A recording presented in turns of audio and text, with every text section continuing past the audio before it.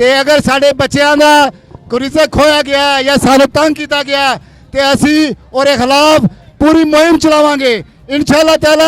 ਅੱਜ ਤੋਂ ਬਾਅਦ ਬਿਜਲੀ ਦਾ ਬਿੱਲ ਅਸੀਂ ਟੈਕਸਾਂ ਦੇ ਨਾਲ ਨਹੀਂ ਦੇਵਾਂਗੇ ਔਰ ਜੇ ਬਿਜਲੀ ਦਾ ਬਿੱਲ ਉਹ ਜਿਹੜੇ ਫ੍ਰੀ ਬਿਜਲੀ ਦਿੱਤੀ ਜਾਈਏ ਗੌਰਮੈਂਟ ਨੂੰ, ਜਿਹੜੇ ਛੋਟੇ ਛੋਟੇ ਤਬਕਿਆਂ ਨੂੰ ਬਿਜਲੀ ਰੀਡੀ ਕਰਨ ਵਾਲਾ ਜਿਹੜਾ ਬੰਦਾ ਵੇ ਉਹ ਵੀ ਸਿਰਫ ਜਾ ਕੇ ਉਹਦੀ ਵੀ ਬਿਜਲੀ ਫ੍ਰੀ ਹੈ। ਔਰ ਅਸੀਂ लोग कार मेहनत करके सारी दिहाड़ी अपने बच्चों का रिजक कमाने से आने और जो घर जाने तो बिजली का बिल वेखना पैंदा है और उससे असी पूरा एहतजाज करांगे। अज एहतजाज किया, अगू भी एहतजाज करांगे। बिजली का बिल पहली गल है जी, मैं इंशाअल्लाह अल्लाह के फजल नाल शुक्रिया अदा करना समाल चैंबर इंडस्ट्री सरफराज साहब का जिहड़े सदर ने चैंबर के जिन्हें शिरकत की है। उसके बाद शेख नसीर साहब का शुक्रिया अदा करने, भलवान साहब का शुक्रिया अदा करने जिन्हें ताजरां दे नाल रल के ते तुहाडी गरीबां दी आवाज़ बुलंद की है। अजकल सारे लोग कारोबार करते पे ने, घट लोग ने जिन्होंने गरीबां दा एहसास है। समाल चैंबर नूं तुहाडा बहुत एहसास है। समाल चैंबर इंडस्ट्री ने तुहाडे वास्ते खिदमत की, तुहाडी आवाज़ से आवाज़ बुलंद की है।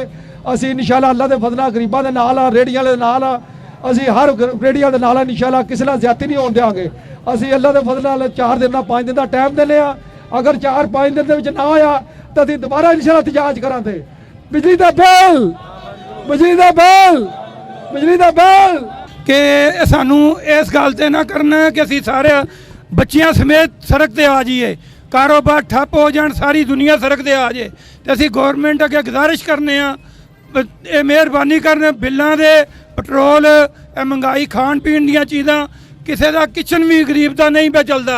लोग खुदकशियां दे आ गए ने ते खुदकशियां होंदियां ने भी तो सानू इन्ना क मजबूर ना करन कि ए ते 2-4 कारां ते चिंगजियां खलोतियां ने ना, सारे शहरां दे विच इह काम ना हो जाए। गुजरात के ताजर ने ते इस वास्ते इकट्ठे होए ने, सारा दिन अपनियां दुकानां दे उत्ते अक लाल दी मजदूरी करके जिले महीने बाद साफ करते ने ते पता लगता है इन्हां दी जिहड़ी इनकम है वो बिजली दे बिल नालों घट है। जिले बिजली का बिल अदा करते ने ते घर अपने बीवी बच्चों वास्ते इन्हां कोल कुछ नहीं बचता। अगर यह सिलसिला जारी रहा तो पाकिस्तान दे विच जिहड़ी बेरोजगारी ते लाकानूनीयत पैदा होएगी उहदे जिम्मेदार सिर्फ और सिर्फ पाकिस्तान का हुक्मरान तबका होएगा।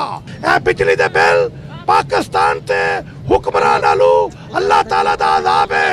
असीं इस अज़ाब नूं मुस्तरद करने आ। असीं इस अज़ाब नूं हर सूरत दे उत्ते अल्लाह दी अज़ाब नहीं समझते, हुक्मरानां दा अज़ाब समझने आ।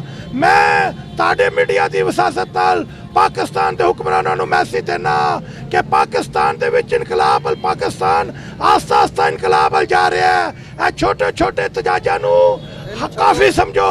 इस तो पहला कि जिहड़े एहतजाज ने इनकलाब शक्ल च इख्तियार कर जान, इस एहतजाज नूं काफ़ी समझो।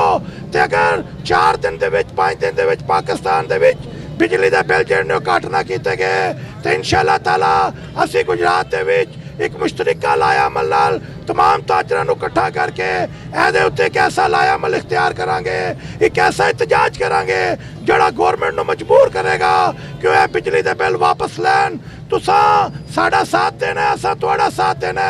इंशाअल्लाह ताला असीं इक्को तबके चों आं ते असीं रल के इस मुल्क दे हुक्मरानां नूं मजबूर करांगे कि वह साडे हकूक सानूं देन। जिन्ने कैमरामैन ने इस बच्चे नूं फोकस करो इहदे पैरां नूं, ओ जालम हुक्मरानों आके वेखो इस बच्चे दे वालिद विच इन्नी सकत नहीं कि वो इस 25 डिग्री सेंटीग्रेड विच अपने बच्चे नूं चप्पल लैके दे सके। ये बच्चा नंगी धुप विच फिरदा पिया ते शर्म करो, हया करो, लोकां ते जुल्म घट करो।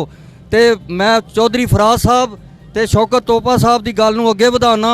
सानू पता लगा कि अज मीटिंग वज़ीर आज़म साहब कर रहे ने बिजली दे बिलों के मुतलक, ते मैं इन्हां नूं वार्न करना कि अगर 2 सितंबर तक साढ़े मुतालबा तस्लीम ना किए गए तो असी मुश्तरका लाए अमल नाल शटरदान और हड़ताल विच जांगे।